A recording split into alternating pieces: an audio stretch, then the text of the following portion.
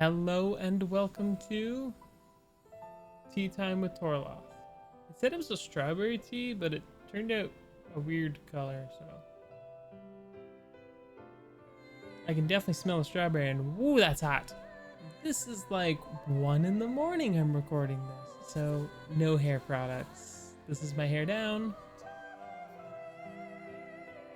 Code Vein is a game I've had my eye on for a very long time, from its first showing back in 2017 and its release in late September of 2019.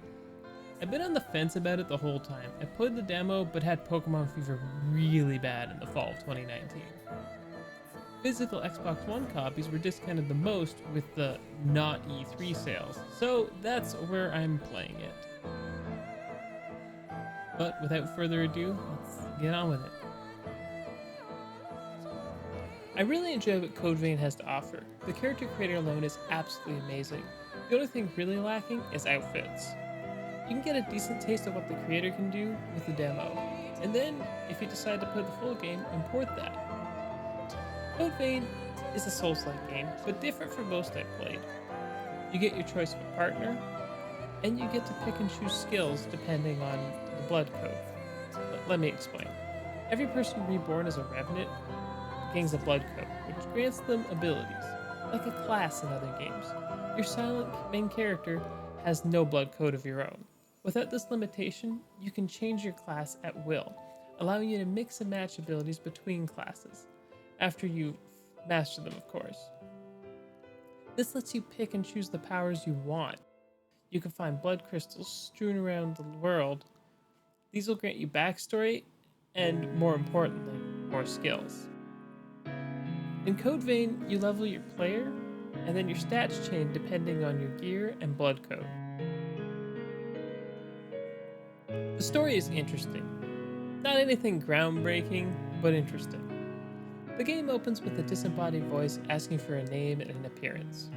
And after spending way too much time in the character generator, followed by a short and skippable tutorial, Asakura awakens, resting on the lap of Yo. Yo guides the half-starved Asakura to a strange white plant and bites into her arm, using the spilt blood to grow blood beads.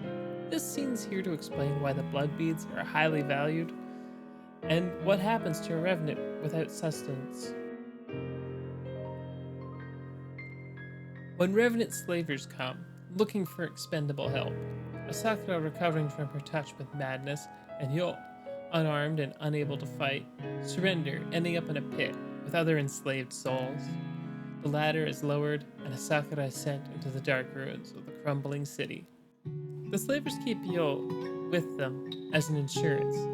This section is used in the demo, and it isn't the biggest or most complex section of the game. It ends with a boss, and the scene introduces Sakura to her new main character, Visage powers. After defeated Lost turns to ash, they can leave a blood crystal. Simply holding this would kill most revenants, but for Sakura here, we get to go on a ride down memory lane. These scenes are interesting and try to flush out the world and its people that live in it. Yo is there to help the player acquire new abilities and view visages. She's mostly helpless from the 10 or so hours I played. Quick side note, I'm using the Japanese pronunciation for Yo, since that's the voice track I'm playing with. If you prefer to pronounce it Yo, go right ahead.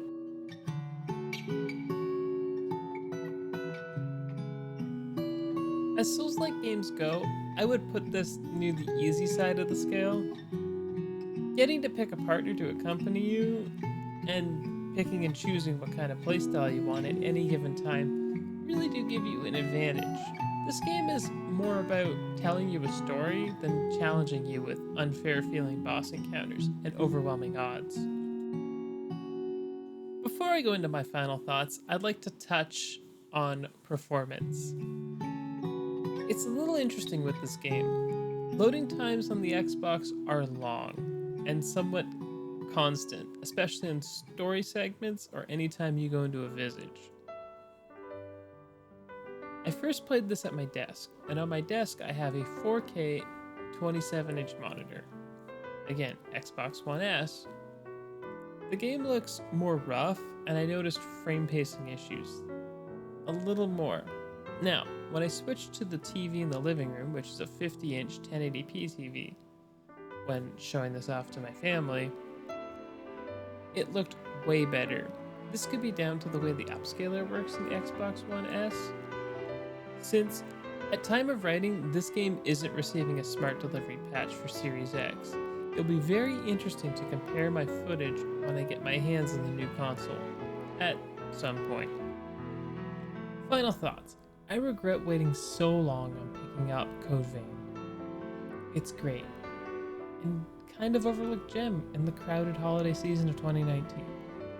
It looks like it sold well, and with discounts and sales, I hope it continues to sell well enough to warrant a sequel, or more games in a similar vein.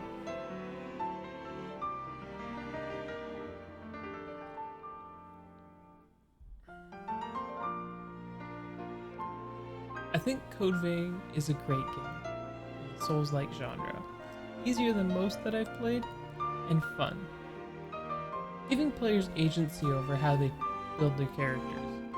It can join the Platinum Squad here on Akatori. Question: what's a game you had to wait for a 50% discount on, or more, to actually play, and then realized you loved it and kind of regret not playing it sooner? Feel free to put your answers in the comment section below. Until next time, mata ne!